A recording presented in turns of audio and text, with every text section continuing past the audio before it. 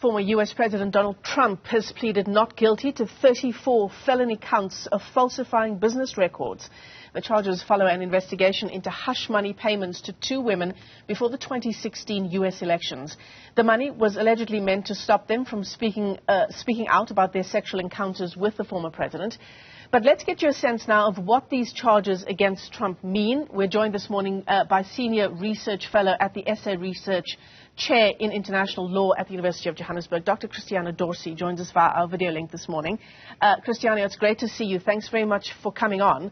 I've read quite a bit of analysis on, the indictment against Donald Trump. There's a lot of people saying it's incredibly weak and that it's a long road to a criminal conviction. What do you say? Thank you so much, Michelle, for your invitation.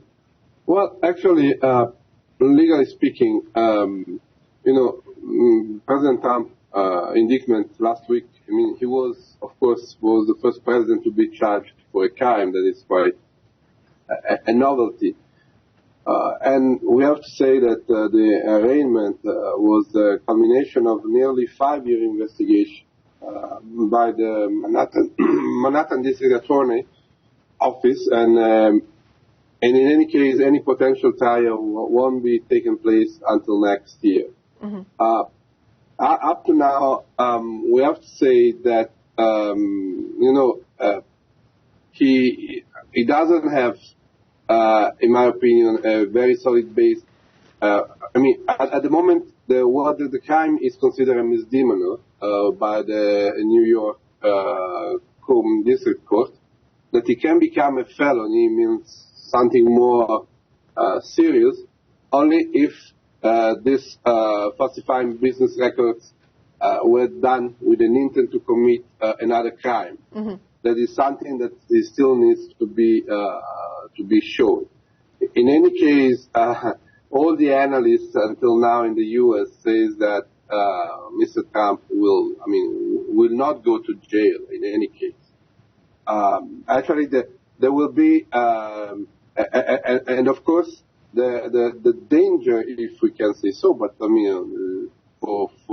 for Trump's supporters, not this a danger, is that in fact he can even politically become stronger because of this indictment, and that's on what also his lawyers they are working on, because in any case the lawyers, the main lawyers is Mr. Takupina, already claimed for the dismissal of the case. They are working on that. Also because they would love to they will attack the credibility of Mr. Cohen. He is the former lawyer of Mr. Trump. He is the one who physically made the payment of $130,000 to Stormy Daniels, in fact, and that it was reimbursed by Mr. Trump. Yeah. Mr. Cohen was also accused for other crimes. So they are trying. Let's say that at the moment, it's still something that is a bit difficult to determine. But for sure, Mr. Trump will not go to jail. That's for sure. And for sure, he will take the most to take advantage from this situation politically. Yeah. So the payments are not in question, and the falsifying of business records, that's not in question. Are you saying it's just a long jump to go from there to proving that the intent was to influence the election outcomes? Yes, it's actually there've been a recorded conversation, in fact, that it seems that in fact it was he wanted to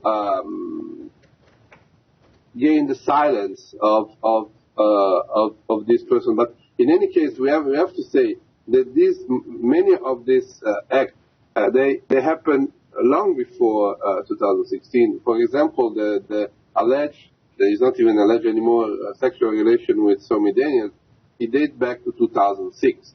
So what also the lawyer are challenging is that how, in your opinion, something that, why Mr. President, Mr. Trump should have paid the silence of a porn star for something that happened in 2006. But the problem is that it's not that he paid the silence, but he also paid the silence with money that it was destined to his campaign, and that is the main. I mean, the other main problem, because on one side, supporters of Mr. Trump, they say who in the I recently hear interviews of supporters of Mr. Trump saying that sexual scandals are very common in the U.S. So many politicians have done the same, and none of them has been indicted. The problem is that Mr. Trump used public money to pay the silence of Mrs.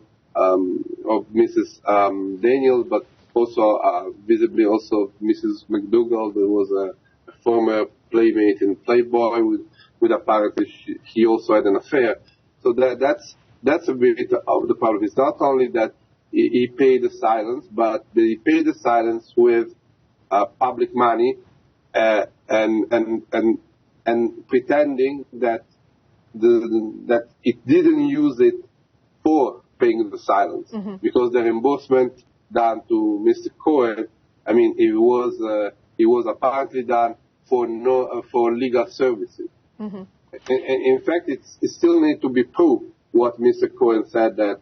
No, I mean that money served to pay the silence of Mrs. Daniels. That's a bit. I mean, that is in discussion, and that's on what Mr. Trump lawyers will work on to challenge the credibility of Mr. Cohen. In fact, yeah.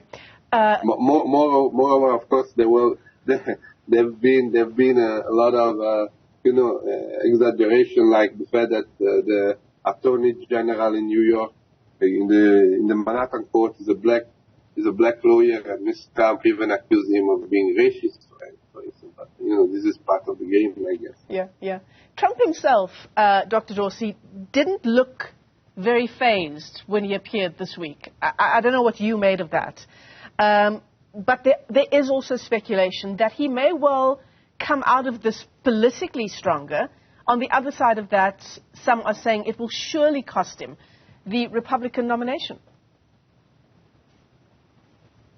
Well, let's say Mr. Trump, he is the one in the Republican Party having the most part of the voters. I mean, I think that is out of discussion. The problem is that, of course, not everyone in the Republican Party is happy, but also for other reasons, for a renomination of Mr. Trump. For example, it seems that the one who's the candidate who should possibly challenge Mr. Trump is Mr. DeSantis, is the governor in the state of Florida.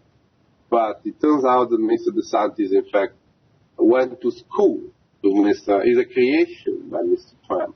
So, and Mr. Trump he recently said that if it wasn't for him, Mr. DeSantis would sell pizza in some pizza shop now somewhere in Florida. Just to let you understand how Mr. Trump consider the more important adversary to be in the election. Of course, there should be. If they don't want to make him the candidate, I think they really should make a strong alliance, hold the other. The Republicans among who don't want him, because otherwise he has the number. He's already. It seems that he even never stopped his campaign, not even in his year. He still starts selling his T-shirt, $36 T-shirt with the mug shot that he was not even taken by the court in Manhattan, but they pretend that they took a mug shot like is done generally to criminals, and he starts selling this T-shirt and apparently is already sold out. Yeah. I mean, he is someone who's really like to know how to convince voters, and for sure is a stronger candidate that the Republicans can still present the next elections. Dr. Christiano D'orsi, let me thank you for your time this morning. He's a senior research fellow at the SA Research Chair in International Law, that's at the University of Johannesburg.